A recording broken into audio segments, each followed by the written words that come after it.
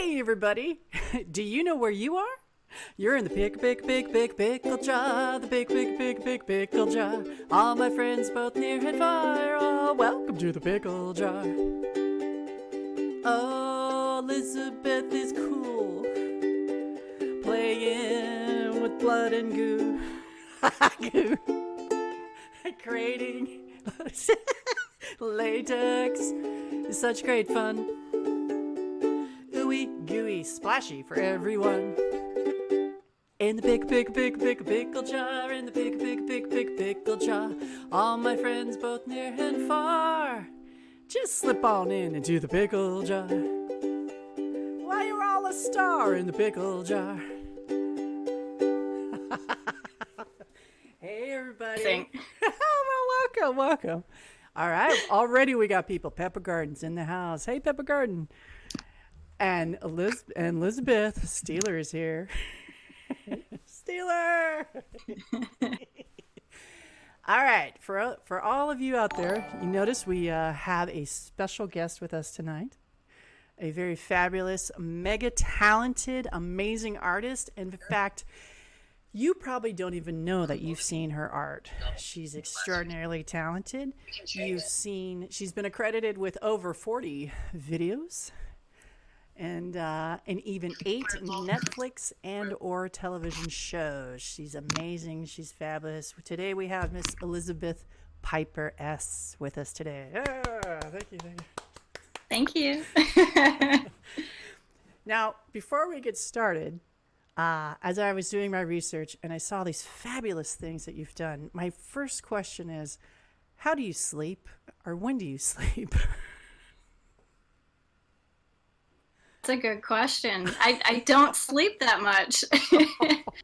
When I'm on a shoot, I get a good, 6 hours if I'm lucky. And then on my days off, I probably get a good 7 to, just take that Zen time to, relax. But I mean, the nice thing about doing a lot of work for yourself, because technically it's called being self-employed. Pretty much anything in the film industry is self-employed. I get to take time off when I need it, which is really nice and key to staying alive. That's true. Nothing worse than making all that money and then passing on before you get to spend it. Exactly. Well, it comes in doses. Well, we got a full house right now, and I'm just a live chat that's on Twitch, and we've got Trent. Trent is here, Gary and Steeler, and they're all excited, and I know they're going to have a bunch of questions for you, but let's just get going. Okay. And before I get started, I want to do a shout out. I first met this talented artist, Elizabeth, at Uncle Spooky's Stay-at-Home Spookorama, which is Tuesdays and Fridays, and you can find him on Instagram, Uncle with a K _spooky, and he'll send you a special invite. And so immediately, Elizabeth, I was blown away by your just your brain and your responses and your sharp wit. And most importantly, your ability to fall asleep on one arm and still smile as this dreadful horror movies were going on. Yes, I have done that quite a bit. Yeah, with Uncle Spooky. I think tonight is Psycho 2 and Psycho 3. That is correct. It's amazing. It's amazing. And Steeler says he'll be there. All right. And just to acknowledge our audience, Steeler is always drawing, and you can check out Steeler, the Whiplash Maniac's work on Instagram. It has the most beautiful spiked leather gear I've ever seen. So let's get going. Okay, so doing my little, I had my interns doing the research. You should see those pickles type. Here, you have listings, accreditation for makeup artist and then special effect artist, makeup artist. Well, tell our audience, what's the difference between these two? So makeup, actually makeup is pretty wide range. You have to know beauty, fashion, regular makeup, which is basically like an everyday look. which actually is more makeup than you would think. And then there's on-set type of things like dirt, blood, sweat, tears, which you always have to have in your kit. Those are all technically makeup. Even just a little bit of blood, like coming from a nose, coming from the mouth, that's all considered still makeup. And then it gets a little tricky because there's a little bit of a gray area when it comes to scars, cuts, wounds, depending on how big they are. And then you get into the more special effects field, which can be as small as like a Pros Aid transfer cut, or it can be as big as, what you see on Face Off. So there's a pretty wide range for both of them, and everybody has to know everything. Like something like a bald cap actually falls into makeup department instead of FX, but it's both. They both have to know how to do it. So it gets complicated, and when you get more into the union world, it gets more divided. But non-union world, it's kind of like, okay, we gotta do this, so let's all figure it out. And whatever department needs to do it is, game. So. One of the comments from the audience is tears. Makeup is tears. It is. It is tears. It's sweat. It's tears. It's even throw up can, has to go between like makeup department, props departments. It's a whole wide range of things. Like a face mask. If somebody's wearing a face mask in a movie, just like the makeup type, that has to go towards makeup. That has to go towards wardrobe because it's got to match the outfit. So it gets complicated. It's not as simple as everybody thinks it is. Oh no. No. When it looks easy, it means it's really complicated, and yes. someone's good at it. Yes, it does. Pretty much. So it's true. Their actors get a little tears. They don't even have to do it.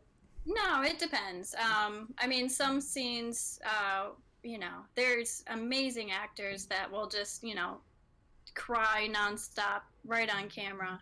And then, 3 hours into doing the same scene with the emotional breakdown, it's like, okay, I need a little something.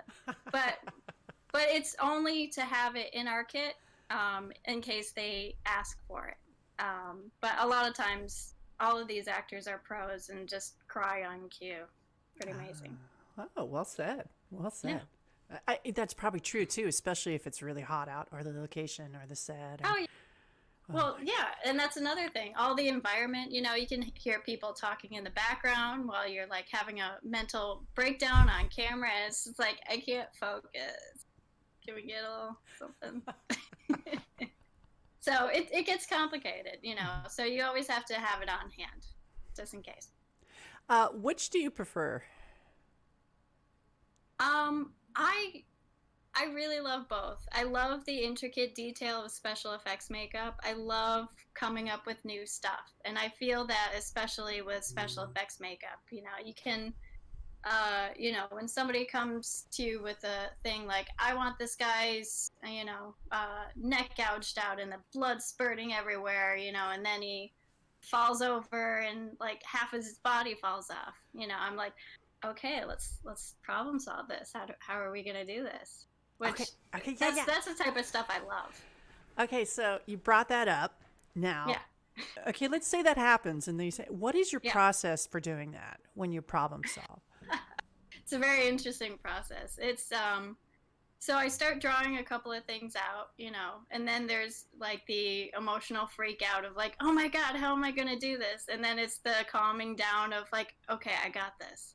And then it just, through the breathing process, it's like, okay, this goes here, this goes here. This is how we're going to do this. That's when the blood squirts, and that's when that thing puffs up into, an explosion. So. so I imagine that you probably sketch somewhat, right? A little bit. I do more detail in terms of technical aspects of how it's going to work. You draw very much better than I do. I'm more like tube is here, face is here. This is where the tube's gonna go. This is where it's gonna do this, and blood's gonna shoot out, and yeah, that's my drawing. But your sketches communicate, and I was always amazed. I still am when you're working with people like in New York. All craftsmen, everybody can communicate in drawing. Everybody can, and some are of course amazing, and some are rough, but you just somehow it communicates more than if you have trouble visualizing it. So it does help. Okay, Creative people. Yeah, does budget play a big deal in your decision making? It does. I mean, it depends on what you have at hand. I mean, there's always like 5 different ways to do something. There's the camera cutaways of certain things, like when you have absolutely no budget, and then there's the intricate, silicone, taking 10 days to create something, in your laboratory and coming out with it and, making it just do whatever it's going to do. I love how you said like, laboratory. Mainly bleed. Yeah. My kitchen is my laboratory at the moment. I wish one day I want to go visit the kitchen and do like a little broadcast. And this is the lab. We could do that. This is the lab. It's very cheery. It's a cheery lab. It's amazing. Now, hang on. The chat is blowing up here. Oh, wow. Okay, here we go. Steeler says, okay, this is no joke, for real. He once met Terry Alexander from Day of the Dead and Tamara Glenn from Halloween 5 at Horror Halloween in Staten Island in New York 2 years ago, right after the New York City zombie crawl. And they were really nice people. I want to do a zombie crawl. Oh, my God. They are really nice people. I'm actually friends with Terry Alexander. He's in the Dark Offerings. So... yeah, he's a role in the Dark Offerings, and he's a really great guy. We hang out quite a bit. That is great. It's nice seeing other actors, especially in all stages of their career. A lot of them are coming out and supporting the indie films. So. Of course, yeah. I mean, it's the indie films really. I mean, especially now, they're so creative, especially after a pandemic. They're going to be, it's nonstop creativity, which usually happens when, things get hard in the world. I don't know why, but the creativity levels just skyrocket, We all have that emotional impact of a situation, and now it's like, okay, I got to get it out there. Yes. So, which is what the Dark Offerings was. And we'll get there. Okay. We're making a way. But I want to respond to what you said. You tend to draw people together. You stir up this creative energy and will draw people to you. And it is such a, not all of us are professional. Not all of us are, but it is a better way to live your life. No matter what you're feeling, create. And even in times as we find ourselves now, I wish more people, instead of destroying things, would just run into a town and create a bunch of art and then leave. It would be amazing. And then we could have a beautiful free set to shoot on. It's a great idea. Let's do that. All right, here we go. Oh, Kennedy's here. He promises he'll behave. Kennedy, you don't have to behave. You can be fine. And Steeler's excited you're an artist. She can draw. She's an artist and a singer, but we won't force that out of her today. We'll wait for zombie karaoke. Yes. Oh, wow. Ooh, that sounds good. Doesn't that sound good? Okay. Yeah, let's do that. Everyone would be good. Yeah, exactly. That's what I was thinking. Exactly. You singers would rule because you'd be harmonizing in zombie mode. Rah, rah. All right, where are we? Okay. Kennedy insists he likes fake blood that can come in gallon and half-gallon amounts. Agreed. Yeah. Okay. And then he said in New York City during Halloween, you need to see the Village Halloween parade at least once. Here. Yep. Here. I agree. Absolutely. All right. That is really fun. Okay, so what I gotta ask. Okay, so first I forgot. How do you keep consistency And like, let's say you're doing a blood splatter, or you got to get blood up on the chin, or and then the shoot goes for a few days. How do you keep that level there? It's a multiple day shoot. The first blood splatter that happens, as soon as it happens, you take massive amounts of pictures. You have to take front, you have to take side angle, you have to take, you have to know like how big each uh, spray was that's on the face, and document it. And that's basically with a, especially with a makeup department, there's a department head, a key, um, usually a third, depending on the shoot, and then special effects team if there is one. Sometimes it's just the makeup department. Um, so basically, the key is the one that's responsible for all the continuity pictures. So she'll take a bunch of pictures, and then the next day, when we're doing the exact same scene, we have to completely duplicate every single blood droplet everywhere. And sometimes, a lot of times, what will happen is they will shoot the ending of a scene first, like aftermath of like somebody getting beat up and like blood all over them, and then we have to figure out a way to get to that point.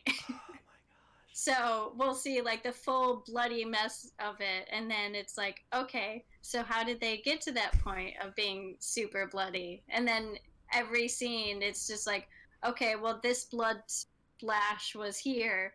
So, in this scene, like, his face will be bloody over here. Okay, and then he gets hit later. So then we'll have, we'll put all that on. So it gets a little complicated, and if you ever see a continuity that's not quite, if it's like, oh, well, there was a droplet there, but it's not over there, it's usually because everything's shot out of order, and it's a matter of trying to get back to that point.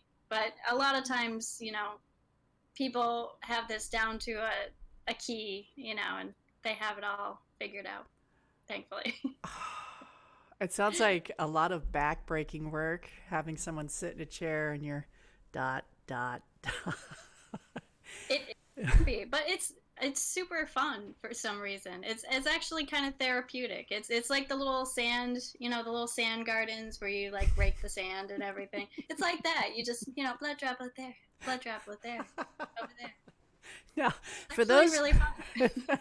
for those of you who don't know, I got to brag a little bit for Elizabeth, but I had no idea that you can see some of her work. She's done independent, but she's also done work on Orange is the New Black, The Punisher, Netflix, The Punisher, and even Happy. So, what's it like working? Like, I imagine The Punisher had a pretty big budget. Big budget. It had quite a bit of everything. Like being on set was like being in a battlefield nonstop. It was so amazing. The stuff that I got to see behind the scenes is so much more than you ever get to see on camera. Because we'll be shooting in a hallway and we'll be like, back a little bit behind the camera, and you just hear the guns going off nonstop, and it's like, oh my God, it sounds like World War III out there. And then it stops, and then like it's like, okay, time to sweat everybody back up again.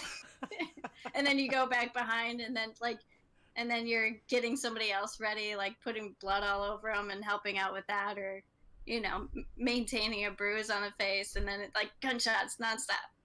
It's really fun. I gotta say that's it's not an easy job, but stuff like that, because we'll work a good 16-hour days sometimes, especially makeup department. It's usually, for the longest going people, it's usually Teamsters, who are the drivers of everything, makeup artists and actors. We usually, depending, I mean, usually they try and coordinate schedules so the actors aren't there too long, but usually we are the first person in, last person out at night. And next to the PAs who work nonstop and just, I mean, I don't think they even sleep. They do such a good job. They do everything. PAs are the ones that do everything. God bless the PAs. I know. They get coffee and they, run a set. So here's an important question. What was the Mm. catering like on the Punisher? Pretty good food? Yeah, pretty good. I was always pretty happy about that.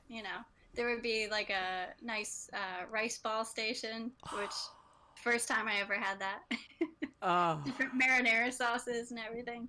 Yeah, no, a lot of those jobs are pretty good catering, which I'm happy about. does it really affect your the makeup or the quality or the choices you have? Are you given a bigger budget, or is it pretty much pretty standard? And I mean, the department head of those shoots are the ones that take care of the whole budget and everything. And different jobs have different standard budgets, so it can be a lot or it can be. I mean, we always have our own kit that we work out of, no matter what the shoot is. A lot of the makeup that we bring on is our own, and then we have to buy certain things for the actors or Hmm. for whatever the scene is. If there's a ton of blood, we got to buy tons of blood. If there's a ton of actors, tons of set bags and uh, just everything. I imagine COVID had an effect on it. So now what? Everyone gets their own makeup and Yeah. Well, everybody did get their own makeup, but now it's even more so divided. Even brand new brushes, everything. I mean, makeup has always been very sanitary. We have to, since, we're putting things on people's faces. We have to take care of ourselves, make sure that we're healthy, so we never get the actor sick. So that, in that case, that's never changed, but it has been stepped up a notch to like ultra, you know, everything's divided. Nothing is out of like, uh, a mixed container of everything. Everything is super, super minute divided. good, good. Yeah. I mean, truly, and not to be facetious, but I even teach this even to when I have kids working a set. Mm, Safety is number one concern. absolutely. That's it. Absolutely. You take care of your crew, they take care of you. Take care of your crew, and then the little 9-year-olds won't turn against you. Okay. Yeah. Oh no. Here's a couple questions. Kennedy says John Bergdahl was a perfect choice. Did you work on John at all as Punisher? I had to clean them up a couple of times, yes. Clean him up, like remove it all, or Yeah. Yeah, it's a huge process cleaning up blood at at the end of the day. So, yeah, he really was perfect, and he was a really nice guy. Yeah, I there was one of the days I got to draw some blood on him, which was pretty fun. Which basically was basically drawing it in to match another day. But yeah, everybody was super great on that shoot. I was lucky enough to be brought on by the other makeup artists, so all I right. was pretty happy about that. That's got to be tough for everyone at the end of the day, and then you got to clean up makeup, and everybody Yeah, just wants to go home. yeah, And yeah, and you're touching someone like, just let me out of yeah. here. I know. It's yeah. We're like I said, we're last man standing usually after the PAs. Such a badass. Oh, excuse me. Okay. Kennedy does have a question, and Mhm. I'm glad you asked this, Kennedy. I was going to bring this up myself. Is how is lighting handled as blood and makeup looks different under different light? That's a good question. It can really alter things, especially with different ethnicities. You have to maintain certain lighting, and then mix that with makeup, and then mix that even more so with DIT, which is the color correction of the film. It's mainly more so the aftermath, the DIT, um, that really can change a look from looking a certain way to looking completely different. And that's one thing where you have to be completely up on your game in terms of what makeup to use, because you can put something on somebody's skin that looks perfect up close, and then on camera it looks like a bruise Ah, because of the lighting and then because of the color correcting on top of that. So it's really a crazy process. And as you know, the cameras change, the lighting changes, the color correction changes. We all have to just keep up on our game to make sure that it looks as perfect as possible, especially with blue lighting. You know, with certain bloods, you know, they might not read as much. So you have to go with a little bit of a lighter, you know, tone blood to make sure that it really pops, you know. And then you can have like orange lighting and it can look, you know, too red. So it's really a fine line of just communication, communication, communication with, okay, how is this going to look? Okay, how are you going to color correct this? Okay, great. So this is probably what I should use. Yeah. It sounds like it could go Lots of, wrong so easily. So it can, and it has. There has been movies and, you know, TV shows and, you know, that make little minute mistakes, you know, and unfortunately, you know, it's seen. But I mean, mainly more so as long as the, you know, the audience is not sucked out of the scene, you know, we all did our job. You know, if we're the only ones seeing it, then, you know, that's what it is. it's true. And Yeah. you know, it's we forget, but it's a miracle any film ever gets finished and out there. Yeah. It's true. It really is. It's a stroke of luck that anything gets made. You know, and I didn't appreciate that. I think one time at one of the Spookaramas, the blood looked really funny in a scene, and there were comments. It was a few months ago. I even asked you about it and your opinion, and you said pretty much the same thing. Lighting can be everything. It can really make or break something. There They you go. can.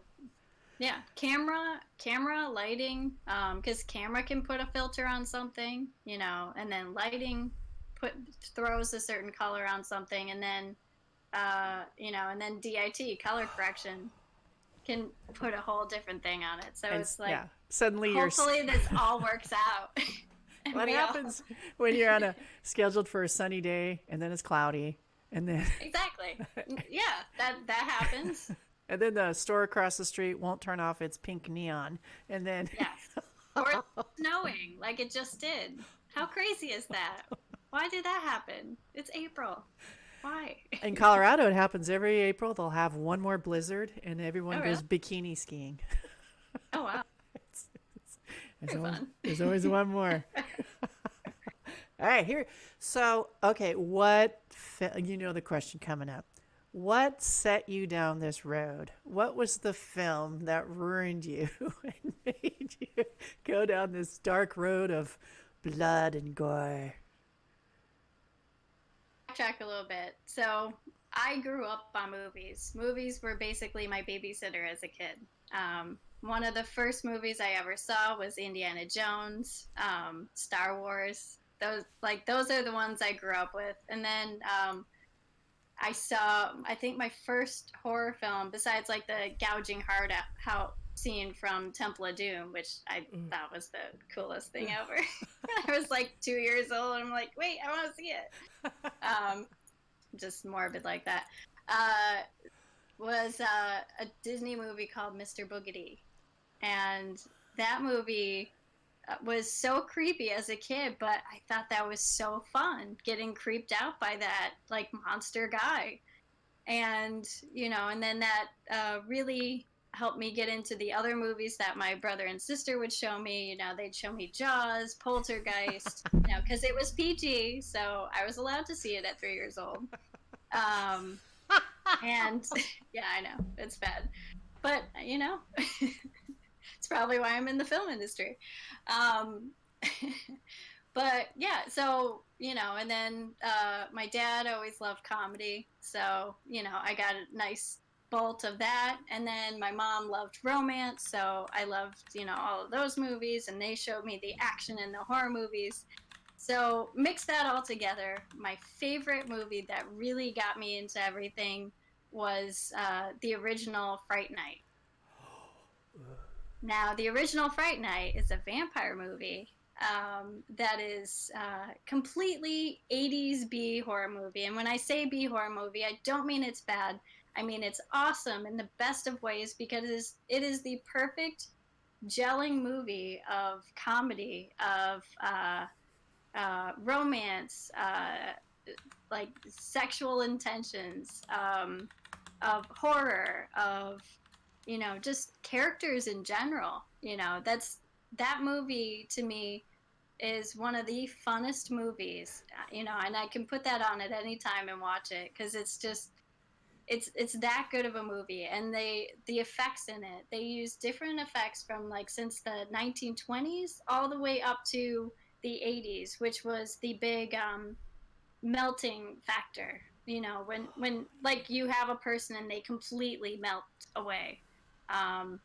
So I thought that was, I think that movie is really what sent me down the road of getting into the horror realm. And ever since then I loved horror movies. I checked out more and more movies. So that's always been a love. But I always love all movies. They're, and that's why, I ultimately love creating, movies. So that in a nutshell is why I love blood and effects. I'm gonna show something you sent me, and let me see if I can pull it up. I've got so many windows open here. Let's see if we can get the hand. Here's a video you did. Oh, no. I gotta show it again. I'm not sure if there's sound. Didn't you say someone's laughing hysterically? You cut out. I didn't hear you. What did you say? That would be me laughing. Okay, This was Charlie Baker and I goofing off. Okay, one more. Yep. Oh, no. That is fabulous. How on earth did you do that? So did kind of a tricky thing with it. That was one thing that I had to figure out to do in a different way because the whole thing had to be submerged in water.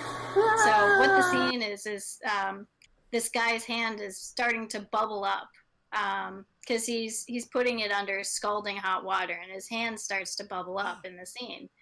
And it gets to a point where it's so red that he just takes his hand like a claw and peels back the skin.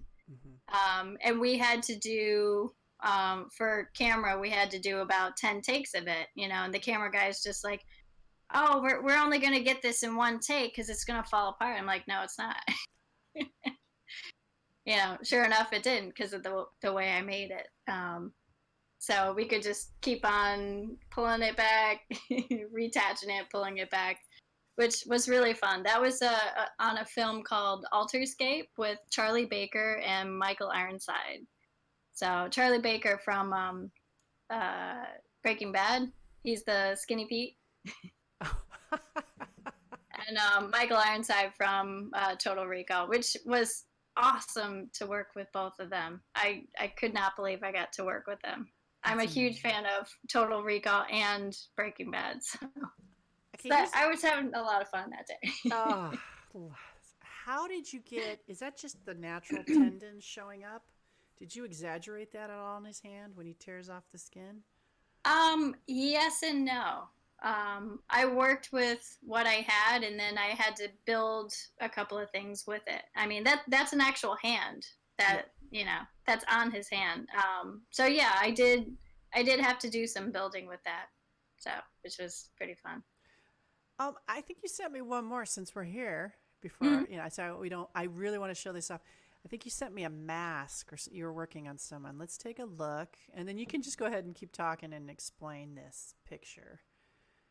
You're in an orange shirt, and it looks like a green. You're working on some actor? I'm doing a face casting with that one. Mm-hmm. That's a face casting actually for a project that I have coming up. It's a zombie thing that I'm producing and special effects designing. So it's a secret project that's coming out. Zombie! Yes, zombies. You can see the little holes for his nose so this poor actor can breathe. Is that your kitchen? Yes, that's important. It is my kitchen. It is my kitchen. It looks a little different now, but yeah, it is my kitchen. I told you it looks very cheery, I love when I it. in the refrigerator. Steeler says, "Hell yeah." They're still talking about Michael Ironside. Was so good in so many things. Says He is. Kennedy. Oh, he's such a sweetheart. Both of them were such sweet people. Especially Mike Ironside. He's got that booming voice, so you think, you know, I don't know. He's a little intimidating, but once you meet him, it's just like, oh, you're so great, and he's so funny too. He was But the yeah, voice actor Darkseid from Superman, the animated series, and Justice League. Oh, I didn't know that. yes. Hmm. Oh, they really need to go just make those animated ones. Let Warner Brothers animate the feature films. Really, I mean, they're so good. But not about me. All right, so here we go. You got the mask. You got a hand tear. Yep. Fabulous. Okay, who are your heroes? If you need to think about it, we can. It's a tough one. Yeah, we can come back. I mean, from who I've met, Michael Ironside was definitely up there. Jeffrey Combs is definitely up there. He's pretty amazing.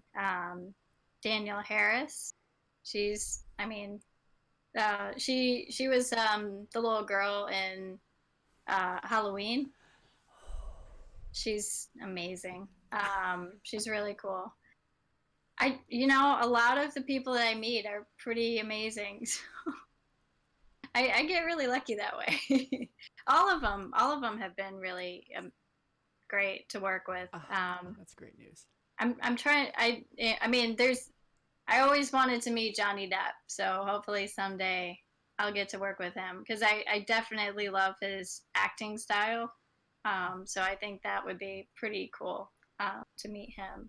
Oh, He's really? probably up there in terms of the acting realm that I would want to meet for sure. Oh, I'm related to him.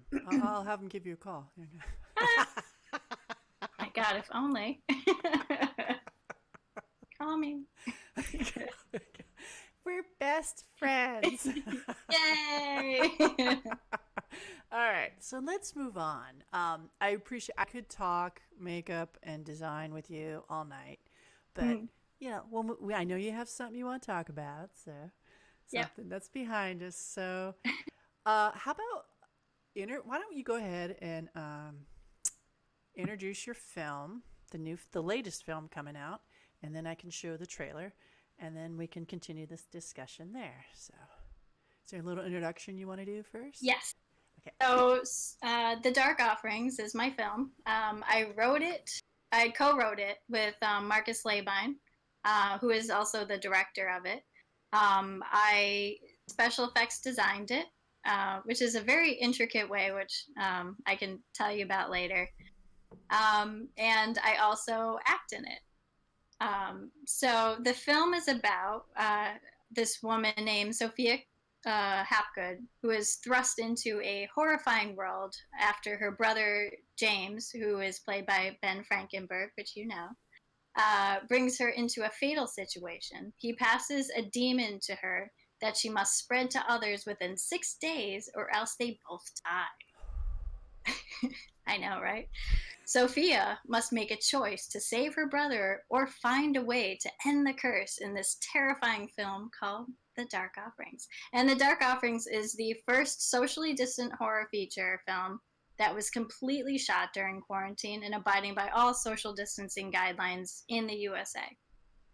So we did that pretty quickly. And this film actually, the whole reason that this film happened was I got COVID in March, in middle of March, and almost died from it.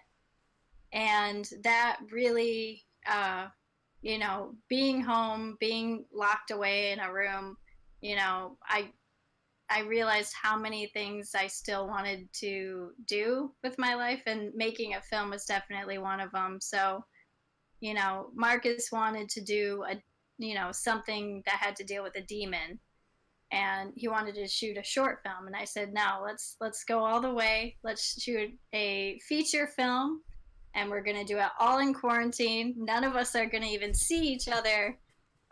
We're going to do this right, and we're going to get all of our people, and it's going to be awesome, and we're going to do it right now.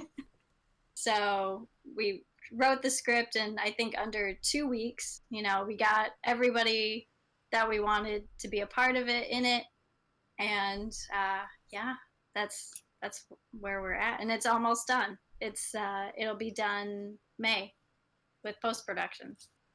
Oh my gosh. I know. Oh my god. I had no idea that you were so sick. You were so casual on Uncle Spooky. I know. I almost died. But that's okay, because you know what doesn't kill you makes you stronger, and in a weird way, it's the best thing that happened to me, because it forced us to really look at what we wanted to do with our lives, and this film was what we wanted to do, and we made it happen. Oh, I'm so thrilled that you're still around. Me too. I'm happy about that too. It's amazing how we can be inspired by the smallest little things. The smallest little things. It's that creative quality. It just forces us to keep working. Now, I do have a quick question. Were you still sick when you were acting in this? I was recovering. Oh my gosh. I actually was supposed to stay calm, which I didn't do.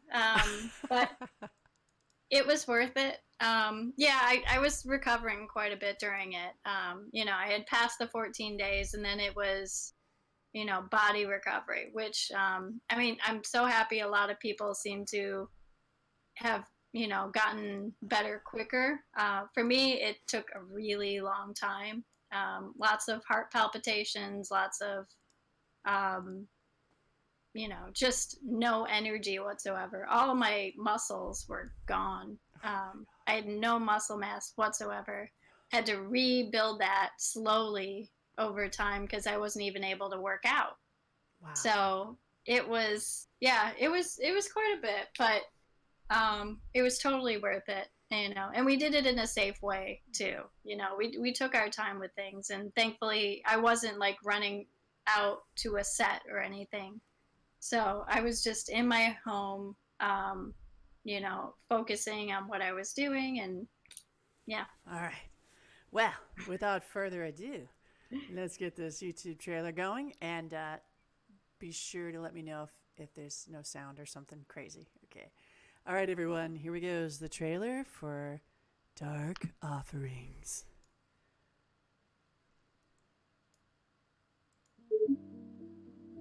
You got any birthday plans? Okay. Sorry about that, guys. Up in the booth, my interns. Fire the interns. Okay, here we go. You got any birthday plans? I'm meeting up with some friends I haven't seen in a long time. Good. To Sophia, right? The loveliest woman that I've ever met, and someone who hasn't aged a day since high school. His ass! It's not gonna stop. It's gonna keep coming. And then, once it gets me, it's coming after you. Yo, wait, did she just text me my own name? Yep, did the exact same for me too. This can't be happening. This can't be happening. You have no choice, Sophia. You have to do this. Man, where you been? Is this mic on? Yo, Jacob, can you hear me? There is no escape.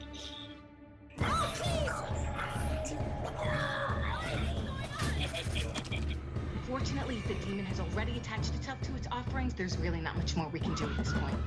You have got to do it now or we all die! These people are not your friends. Stay with each other. You are in grave danger. We are out of time! You could have picked 5 convicts that deserve to die.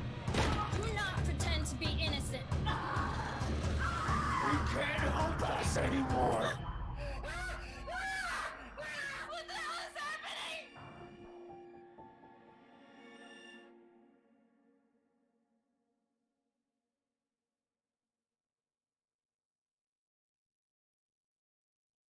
Ooh, I get goosebumps every time I watch it. Like to hear. Final spring sales Let me event turn at this Bowditch off. Sorry, I Ford. got Newest commercials and such. All right, so would you say that you've been bitten by the film bug? Absolutely. I think I was bit by the film bug when I saw my first movie, or remember my first movie at 2 years old. I like this movie. It looks like fun. Now, Thank you. where are we going to see this? So, we have some big announcements coming up because we are finishing post May 1st. So there's going to be some huge announcements coming this May, I believe. And it should be seen everywhere by July. Really? Yes. Ah, that's great. Well, maybe not everywhere, but maybe in a central location and then everywhere. Okay. So we shall see. We shall see. I don't want to give too much away. We're very excited. You're working it. But you're working it. yes, we're working it. Do you think maybe there might be something special? Guest special, secret invite to the Spookorama showing, maybe? If we donate or get enough tweets going or Yeah, I think we could do that. get you trending or something. You know? I totally think we could do that. At least maybe give a little sneak peek. Ah, Maybe something with Ben. that's the producer coming out there. All right, I love it now because I love it. I love you and I hate you. You're so talented, and it wasn't enough to just be an amazing makeup artist or an amazing, Thank you. special effects. Now you write and Thank act. And it's amazing. Okay, so let's get into the writing. Now we're talking my field here. I love it. I love it. I love it. Is this your first screenplay? It's not. It's technically my third. So this one we actually did in a very odd way, which actually worked out perfectly. So Marcus and I would sit down and, we decided who all the people that were going to be in it were going to be in terms of like their personality and everything. And then we started to bullet point everything that we thought was going to happen in this, from start to finish. And then, I would write a section out from the bullet points, and then he would look at it and tweak a couple of things, put it more into a script fashion of my writing. And then he would give it back to me, and then I would tweak it. We would discuss certain tweaks and tweak it together, and then we would move on to the next section. And oddly enough, this worked out really well. At least I hope it did. We'll see what people think when it comes out. Now that quality of writing, and audience appreciation sometimes can be two separate things, But what do you think? What do you hope the audience gets from this film? Like, what do you want them to walk away from, or what experience do you want them to go through? The thing about this film is we shot it. We wrote this because of the pandemic, but it has nothing to do whatsoever with the pandemic. As you can see, people are on like a Zoom type of call, but it has nothing to do with the pandemic. There's no mention of it. It's just an everyday situation with some people. And the biggest thing that we did add in was the emotion behind the pandemic. That was the biggest thing that we wanted to convey. We wanted the entertainment. We wanted the gore. We wanted the scares. And then I really wanted to add in that emotional intake of everything that we went through during the pandemic. Because there were, a lot of the things that I was seeing is, everybody in a chaos situation, people are, can change, you see different sides of them. And that comes out. And that's one thing that I really wanted to showcase in this. We wrote it looking at how people acted in the pandemic, and that was really portrayed in this movie, of just how people behave in a freak out situation. Everybody's different, and it's just about really people, and deciding what type of person we really truly want to be. Do we want to be this person? Do we want to be that person? So, I mean, one of the things with my company is called Into the Labyrinth. That's my production company. And what that is it's basically like a meditation of, it's a Celtic meditation of going, the deeper you go into the labyrinth, the more you discover about yourself, your past, your present, your history. And then once you get to the center, you've realized something about yourself that you didn't before, and then you work your way back to the world.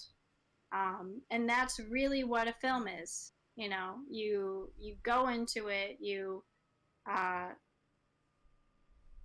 discover something new, and then you leave that film, after the credits, and you take that out into the world, and you've become something new. You've realized something new. And that's really ultimately what I hope happens with this film. That's what I would love to happen with this film. And if nothing else, people are just entertained, because I know some, it might ruffle some feathers, but that's the point of film. It shouldn't be, level grounded. You gotta shock people to get a reaction, to get them to think differently. So, yes. In a nutshell, that's it. It sounds like you're providing a full meal and not just a quick few gimmicks attached together with a meager plot. There's a lot going on here. Yeah, and that's always what I strive to do with anything. You entertain, you thrill people, but they gotta walk away with thinking something different or learning something new about themselves. Yeah. And thankfully, we've shown some people, and a couple of people did walk away like, yeah, I didn't realize how much I was like that person. It's like, okay, well, now you know. What does that tell you? So it's, yeah. And I mean, no matter what, we try to stay as middle grounded as possible with everything. So we let the audience decide who they want to root for, who they want to be, and ultimately how they think. There's a lot of different sides, and I think we create a good process of, like, whatever you feel is not incorrect. That's just you. So I could see how that would ruffle feathers. Accountability. I love it. I want to see it even more now. I agree. I think we choose film because we want to have an experience. Mm-hmm. And then I love the fact you said it's a little differently, but you're not going to be the same person coming out of this as you were going in. So. I mean, watching the movie Misery growing up, you come out of that movie, it's just like, wow, would I make it through that? What would I do in that situation? Would I be like seeing that, her like in a restaurant like the rest of my life? The hobbling scene. Oh God, the hobbling scene. No. And then the iron pig to the face. That was amazing. Would I be doing what he's doing? Would I venture out and try and escape, or would I like stay a good person, like in my, bed until she, offs me? I think that's truly a fan. I mean, you are a film fan, but you're also, absolutely. You're a horror fan, and I think a lot of times, I'm terrified of horror movies. You've seen me half the time, but I write horror. And friends ask me, why do you go? Because I love seeing them in a theater when you're by yourself and you're the only one. And they say, why? And I say, because of the experience, because you can relate to these people. And then, like you said, you question yourself. And then you get to play the, thank God I'm not there surrounded by spiders. It's like, thank God my life is better than that. Oh my God. No matter how bad my life is, I don't have Yeah. spider eggs in my belly, so phew, we're good. Exactly. Exactly. Yeah, that would be a bad one. Oh god. Oh, the mist. Okay. Any of the scary stories would be pretty bad in my book. Kennedy says, "You won't be the same person because you'll be possessed." That's true. And That then, does take care of that. and then he adds, "It hardly takes women to hobble James Caan." Oh, it takes one hardy woman to hobble James Yes. Caan. We could say that about don't piss off women, especially with children. Okay, so is there a scene you had to cut that had a special place in your heart and you were just like, oh God, not my baby? Thankfully, we didn't too much. We actually had to add. There was one scene in particular that we were just like, let's up the ante with this one. So we actually refilmed a certain scene that I won't go into. But yeah, it actually had to up the ante. Mainly it was just, there's little cuts and little edits. There was one take that was pure perfection between me and another character in the film. And unfortunately, we had to cut it because somehow my footage was not there. So, and I mean, it's stuff like that happens all the time. I think there was an actor on Party of Five that had like the perfect emotional breakdown, and the cameras just were not rolling while he did it. So it happens, and thankfully, you have another take that's just as good or almost as good, and it's just like, okay, well, that one just was not meant for the world. This one is. So. It sounds so calm when you say it now. I'm sure at the time, no. I was like, oh, come on, please. Let's make this work. We have to find it. Now, this is an interesting predicament. Okay, so you're making a movie. Now, you are in multiple roles, right? You're in the producer role. You're in the writer role. So you're at odds with yourself. Okay. And now we're going to throw in acting. Now, how was that? Well, thankfully, I've had a lot of practice doing multiple departments. I mean, I work as a union makeup artist full time. But in my personal stuff, I've done quite a few short films. And, you start off in one department and then it's like, oh, well, we need somebody to do this. Shoot, who's going to do that? I guess I have to. We don't have any money. So then you take on that role.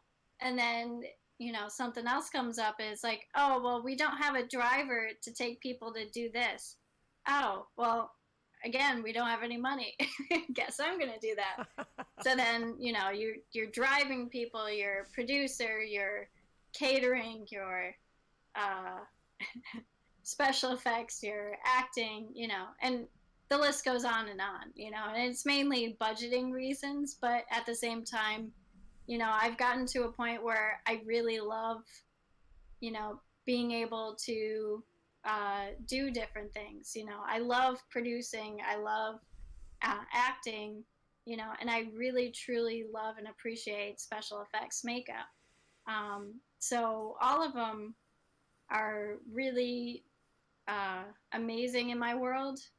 If I had to choose one, I would definitely choose acting. I love that. But I love the producing realm of like getting things done, making sure everything gets done and the film gets out there and seen. I love that. I love that technical, side. I also love special effects with the technical side of like creating something new, creating something nobody's seen before, being hands-on. So it's really tricky. This is why I love film. I love all of it. So. I agree. Here. Okay, now this is an interesting question, and this comes up in my circles with writers. Okay, when you're writing a script, okay, when you're writing, and and there's all sorts of ways of writing. I don't want you to, whatever works. It's like Bruce Lee, whatever works. How do you know a scene is scary? Mention writing, by the way. I love writing too. I love getting the ideas in my head actually down on paper. When you know a scene is scary, I think if it scares you, you know that it's scary. Stephen King, is like scared of everything, and he writes about the things that he's scared of. So he knows that it's scary because it scares him. So if I'm writing something and I'm getting freaked out by imagining that's what's happening, then I know I know it can be scary, and then it's just a matter of the film process of making it that scary. I agree. So, I think so much of horror, and I think it's when people who are afraid of everything, or maybe more sensitive to things, where everything appears, the volume is turned up. I think that's horror for me. Innkeepers. Innkeepers is one where you have to turn up the volume crazy, and just watch it, and it's like an intense build up until the last minute. It's like, oh my god, what's happening? Like that type of movie I love. I love that build up of like, oh, like something's gonna happen any second now. It's gonna pop out and it's gonna scare me. I get like this, and I I can't. know. I've seen that. I put my neck out on Train to Busan. I think you weren't there that night, but have you seen that movie, The Dark and the Wicked? I didn't see that one. No, you need to go see this movie. I was there with you with Train to Busan, and both of us are like, "Come on, you can make it! You can make it! No, lock her out! No, don't open that door!" Oh my god, it's so fun. That movie was so scary. Okay, now the one that creeped me out, real quick, and this is going to lead to the next question. I recently watched Invasion of the Body Snatchers, the 1978 version, with Donald Sutherland, and I'd only heard about it for years from my brother. And I did not realize that the screenwriter was W.D. Richter. And he's written many screenplays. One of them, Big Trouble in Little China. But he also wrote Home for the Holidays. And it was one of my favorite films, directed by Jodie Foster. And it just goes to show you that screenwriters are kind of unknown. And they kind of slip through the industry. So I was going to ask you, as a writer and a producer, are you going to make your screenplay available once the film is released so people can read it? A good idea. And yeah, I would like to. One thing that I really, notice is I have like tons of books of stuff, like notepads full of things written down, like I'm doing this today, like the bullet points and everything, and then the actual like writing it out. One movie I wrote is completely written down on paper first, because I had to. I had to get it out of my head because that's how fast it was coming out of me, that I had to write it down on paper before I even like went to a computer, because I just couldn't type fast enough for it. And I have another one that's like that, like I was looking at the 5 points, making sure everything gelled smoothly in a script. But yeah, I would love to show, make that scene to people. And the funny thing is, it's pretty much on the nose of exactly what we wrote ended up on screen. Except we did allow the actors to do a lot of ad lib in some scenes, because a lot of them you just have to seem, there's a lot of scenes where these people like are friends, they have to gel naturally. So we do let them just kind of go occasionally, just ad lib certain scenes and then like they have to make it back to what the scene is about. But yeah, I mean, there were a couple of real gems that ended up being all the actors, but the main thing was all us. So I think people will find it interesting how much was scripted, and then the little tweaks here and there to, that were the actors. I agree. I think people enjoy that because they love the search for continuity, the little mistakes. They really enjoy that, getting a handle on the beast. And I think a lot of times the audience suffers from just ignorance, from not knowing. And if the scripts were out there more, if they were, because you can get them online, just download them, it might increase when people are aware and they become educated, they're more interested. And then it might even, I don't know, help the movie sell more, help the script writers sell more, who knows. But I adore reading a script and then watching a movie, or reverse. I enjoy that. So. Well, the other thing is, I mean, a lot of, when a movie does become like a big budget feature, a lot of times that writer is on set helping the director say, like, this is how this scene should be, because this is the emotional realm of what's happening in the scene, So a lot of times writers can be in that, on set with the director, making it to what they wrote. So like Stephen King, he does that all the time. He's on set, he's helping out, and then he has his cameo scene. He's getting his rice balls. He's doing well. Yeah. Yes, he is. Steeler says, I wrote my first script 2 years ago, and he wanted to make his first ever slasher short film, and he made it happen and has now become history. All right, where can we see it, Steeler? I got to see that. That's got to be cool. Okay, if you could do... Okay, hang on. Is there a soundtrack for this film? Will be. There will be a soundtrack, yes. We do have music in it. It's very wonderful. It's done by Christopher North, who is a very talented composer, has done quite a bit. And we also have Dave Green that did CG, color correction, and Bill Donnelly, who is doing our sound design, which is where this film is right now. It's all over there with those guys. So yeah, it's pretty intricate how much goes into a film. Just the post-production alone is pretty intense process. So you can say you're done filming and then it's like, oh well, where is it?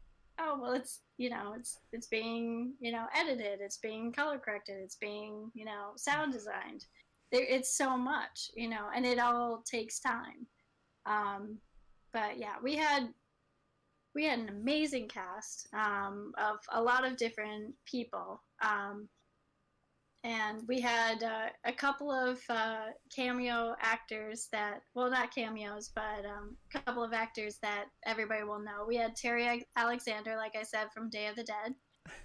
We have David Howard Thornton from Terrifier 1 and 2. We have Felisa Rose from Sleepaway Camp. And then we have our awesome cast as well, which is Ben Frankenberg, Lydia Kallman, Tina Nikolova, Paul Sheehan, Clifton Dunn, and all of them. I mean, we know all of them. We've worked with all of them. They're all amazing people. They took these roles and went, through the roof with them, which is really cool thing with writing is you write somebody, you think, you see them on paper, and then you give it to an actor, and they just make that person come to life. And that's what all of these actors did. It's really phenomenal what they did. And of course, once you get that chemistry going, it can lead to other projects. It's the great thing. Like, a lot of us knew each other, so there already is that chemistry, which thankfully reads 100% on camera, because there are scenes where like all of us are goofing around, and it seems natural, and that's so important to a film. It's got to seem natural. It's partially the writing, and it's partially just the actors just have to know each other. So Absolutely. thankfully they do. It's And some of them natural never met. excuse me, I overtalked you. Some of them never met, you said? No, some of them never met. Literally, like 2 weeks ago, 2 of them met for the first time. Because, I mean, we all did this quarantine, so we never met. So there were 2 actors that nobody had really met before. Well, no, 3. Yeah. So you see people in person, like, is that the same? yeah, pretty much. Oh my God, I see you now. For She the first kind of time. looks like if I could see her dragged across the floor. Which I can't wait to see that shot. Okay. That one and the hand. Ah! Okay. Yeah. Steeler says he posted a link to his first short film, and it's called Blood Stab. Blood Stab. And it's and I saved it. I can send it to you, Elizabeth. It's on Trauma. And we got it. Trauma. So we got to check that out. Okay, now let's hang on. Okay, so the big question is, well, you do it all, so when are you going to direct? Well, directing's never been too much of a interest. Co-directing I would like to do, because that takes that writing realm and steps it up a notch. Because sometimes when you're writing, you see things so perfectly in your head. Like visually you see it, emotionally you know how it's supposed to be conveyed. So I would definitely be interested in co-directing something that I wrote, because that just takes it that much realm, farther. With the Dark Offerings, we do have it led up to a sequel, and we are talking about a sequel, a trilogy, and a prequel with it. We'll see. But that's ultimately, thank you, what I would like to do. And with that,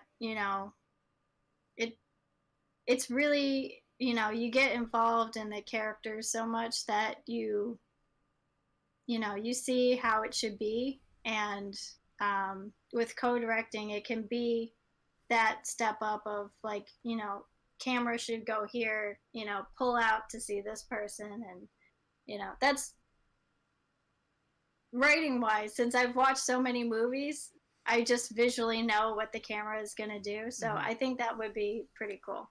Co-directing. I've for years, and this is probably from animating when I teach, especially storyboarding, every storyboard is a sentence. And then if you just take that into the script, every sentence is like a camera shot. And you just, where you focus the sentence is where the camera is focused. And it works. Yeah. So hang on. We got a picture. We're going to change on to the next topic here. We've been waiting for this one. Here we have the bloodbath photo. Literally a bloodbath. Literally a bloodbath. And that moves us into what I've been dying to talk about.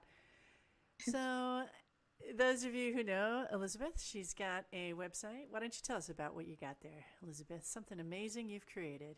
You can share with I us. have. My website is cineblood, spelled with a C, cineblood type O, .biz. What it is it's a special effects blood that comes out of everything. It comes out of clothes, it comes out of wood floors, cement floors, walls. It comes out of everything. And the nice thing about it is, it's a universal blood, so every single film department can use it, whether your wardrobe, whether your props, which is another thing people don't know. A lot of films, all the film departments use different blood. And depending on the film and what they use, it can look all different. So it's really important to use one singular blood so all of it looks great and matches. makeup has a blood. Yeah, every single department that anything gets on, that's a different blood, which a lot of people don't know. But this one brings the universe together. Everybody could use it, whether it's on skin, whether it's on walls, whether it's on carpet. So that's my big thing about blood. I've been working in the industry for over 10 years now, and I made this 10 years ago. Didn't start selling it. I was just messing around with different things. I wanted my own blood that I knew looked good. It wasn't too dark, it wasn't too light. And it read on camera great. So I made it, and then somebody was washing it out of something. They're like, "Oh, does this come out of this?" And I'm like, "Yeah, I think so." I don't know. Let's try it. And it did. It completely came out. I'm like, "Oh, okay. So this, this is good. That's good that it comes out of things." So then I started to go, delve more into that, and made my own company. A friend of mine finally convinced me that I should. And so I started Cine Blood Typo. Typo, the universal blood donor. I can't imagine how valuable it is that it doesn't stain, because a it set's is got to get messy. Absolutely, and that's the biggest thing that I wanted to do. I wanted to give back to film and productions and give them something where they didn't have to clean it up, or they didn't need like 5 couches on hand if like a blood spray gets on it, or have to resort to CG where it brings people out of the movie because they're like, oh, it didn't hit the couch like actual blood would. Or you So get sued by the landlord because your blood stained the wall. Yeah, that too. That also gets production into trouble. But thankfully, I mean, people really like it. It was used on the show Evil. It was just used on the show or the film. Oh my god. Werewolf Within. Werewolf Within. Yep, that one too. Totally blanking. I can't believe this. Thank you. Thank you. You're helping me out. Evil. That's a great show. Ooh. It is. That was a lot of fun to work on. Hang on. Are they doing another season? They are. They're filming the second season right now. Jacob's Wife. It was just used in that movie. Okay. Which Barbara Crampton was very happy that it came out of her hair in the scene. So yeah, I'm very happy. Apparently on set that she said several times, I don't want to use that blood. I only want to use this blood, meaning my blood. So. Oh, to get her on camera saying that would be great. Oh, right? I wish. But yeah, thankfully, the makeup artist that I knew bought it for that film. And yeah. So I noticed on the website you said it takes about 2 days to make a batch. I guess there's curing that has to happen, or?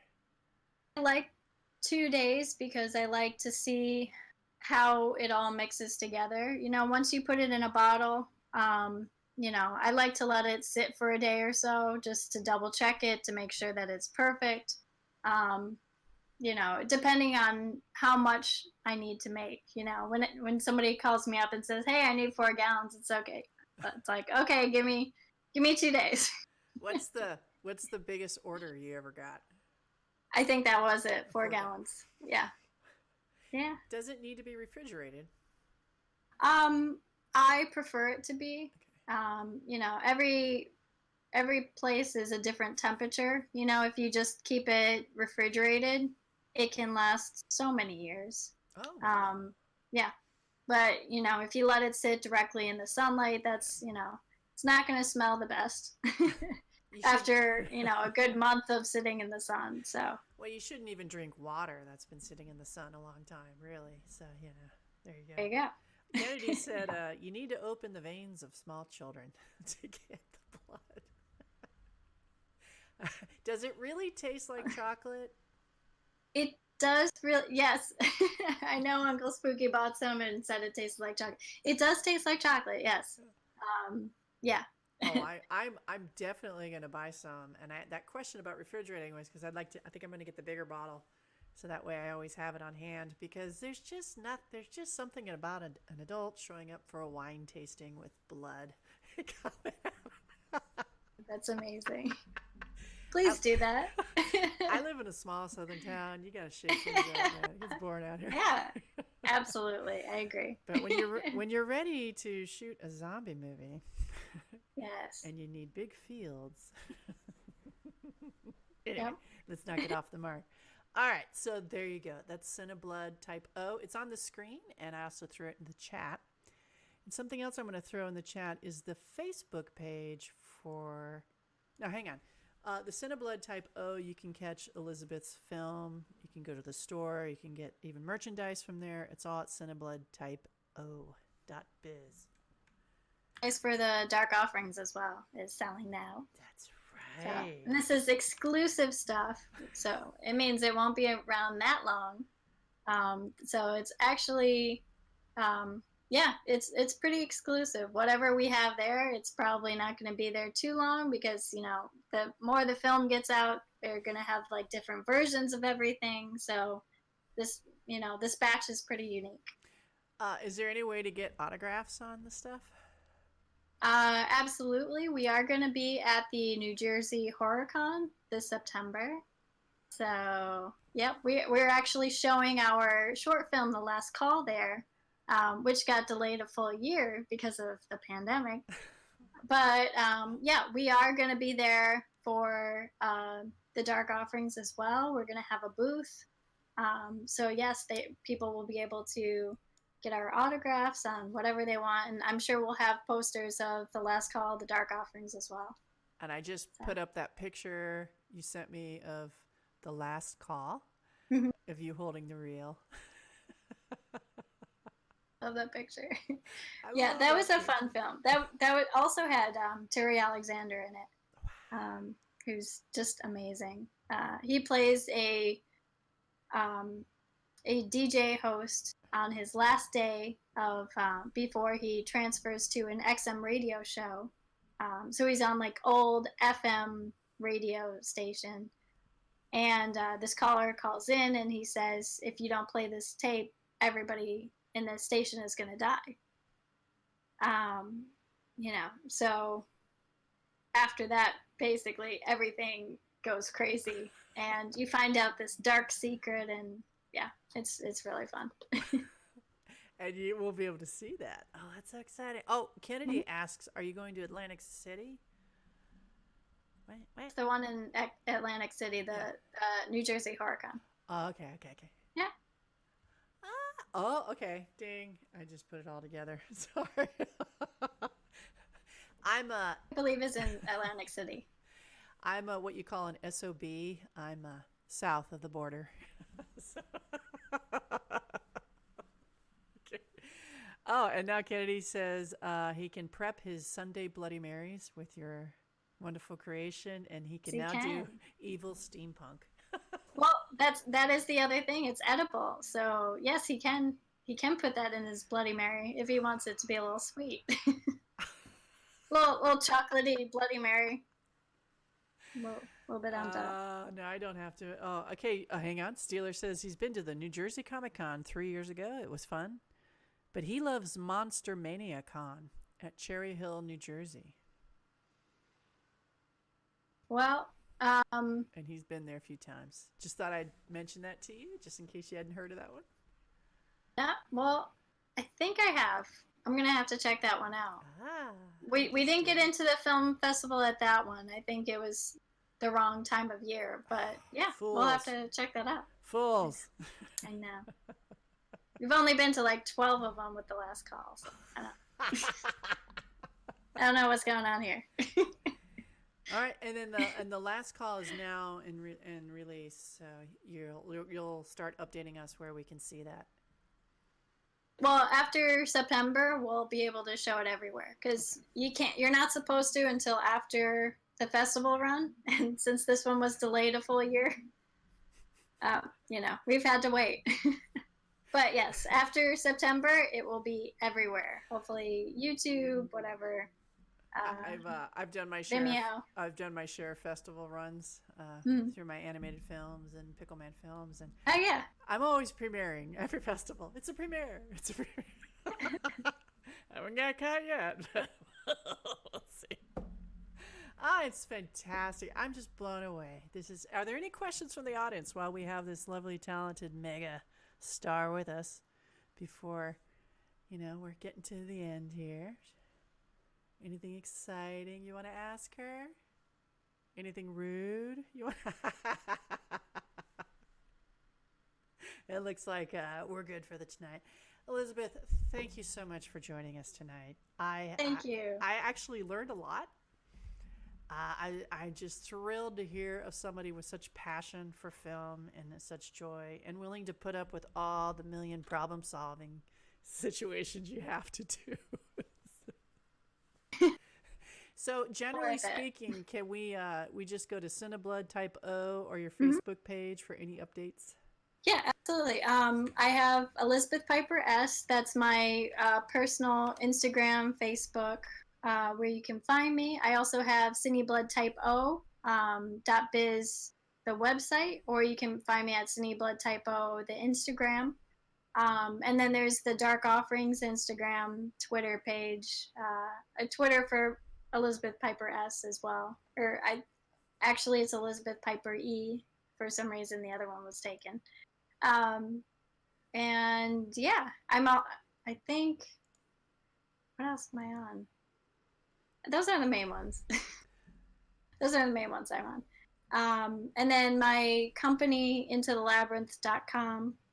Into the Labyrinth. And yeah, I think that covers it.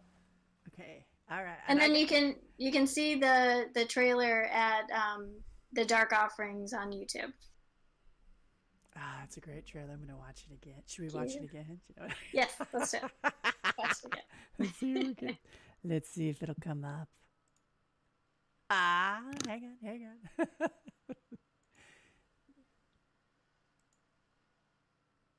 Dun, dun, dun, dun, dun.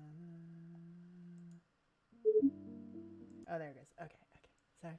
Hey, in the booth, get your act together. All right, here we go. Darth Offering trailers one more time. You got any birthday plans? I'm meeting up with some friends I haven't seen in a long time. Good. To Sophia, right? The loveliest woman that I've ever met, and someone who hasn't aged a day since high school. His ass! It's not gonna stop. It's gonna keep coming. And then, once it gets me, it's coming after you. Yo, wait, did she just text me my own name? Yep, did the exact same for me too. This can't be happening. This can't be happening. You have no choice, Sophia. You have to do this. Man, where you been? Is his mic on? Yo, Jacob. There is no escape.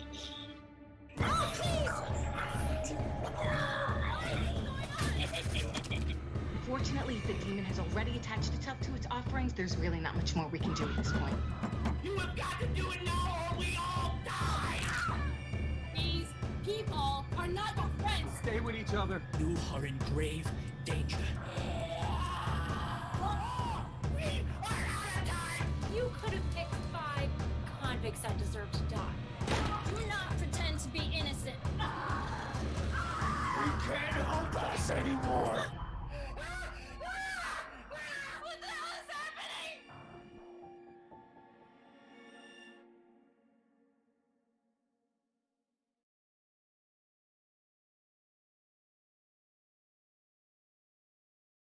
That's so creepy.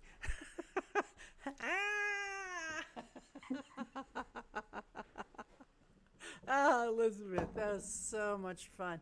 And thanks to everyone for joining us tonight. I think everybody here had a great time. And I told you, it was a lovely chat. And just a fabulous soul. Is there anything you'd like to say to our intriguing audience before you go? We're gonna have to geek out on some movies. Oh, that's right. So Yes. when you're done here, to our audience, be sure to just jump on Instagram and check out Uncle Spooky. And I'll put it in the link here. It's Uncle Spook with a K. Uncle underscore, I can't type today, Spooky. And he'll give you a special invite. And you can join us tonight on the Stay at Home Spookorama for, what are we watching, Elizabeth? Go 2 and 3. I'm excited. I've never seen them. I love. Yeah. Really? No. They're so good. They're really good. I love those movies. They're crazy good compared to, like, you know, Alfred Hitchcock's Psycho. Like, going right into it, it's good. I'll stop because I'll geek out forever. I know. We'll be up all night. I know. Next time. Everyone's cheering you on. They're happy. Even Pepgard's saying, great show. Thank you for being a guest, Elizabeth. Thank you. Thank you. And Kennedy says his horror group is watching tomorrow The Invasion. Oh, I love that movie. That movie was so freaky. I watched audience members get up and walk out like, nope. It was amazing. And Nicole Kidman running in heels. Fabulous. And and Kennedy even said, Elizabeth, just so you know, he belongs to the New York horror group, and he's going to suggest to them to watch some of your stuff. So, yeah. Thank you. Wow, thank you, Kennedy. Yeah, and he recognized your AC unit behind you. He was wondering if that was the one in the movie. Maybe. Don't give Possibly. Yes. Yes, it is. All right. Well, we're going to sign off right now, but everybody go check out Stay at Home Spookorama, and we're going to stay in touch and make sure we get all of the updates from Elizabeth's films, and we just can't wait to see. And so to all of you out there, through the trials and tribulations that you go through. Oh, wait. We got one more song. I always do my two-dot song. Thanks, everyone, for showing up. We appreciate it. And, you know, it's that time. Seems so short, it went so fast. The good times never seem to last. And even though it was a blast, now it's time to know. It's true. It's the end of the show. End of the show, time for leaving. End of the show, it's time to go. End of the show, but don't be grieving. We'll be back Monday for another show. Tune in Monday for another show. And there you go. And remember, to everyone, when you get out there in the madness and the mayhem and the zombies and the blood and gore, don't forget to breathe. I always tell him, Elizabeth, if you don't know what to say, just breathe. And use your pickle power. Be quick to think and be slow to react. And as always, be generous with your love. And until we meet again, zoom. This is Picklelady out.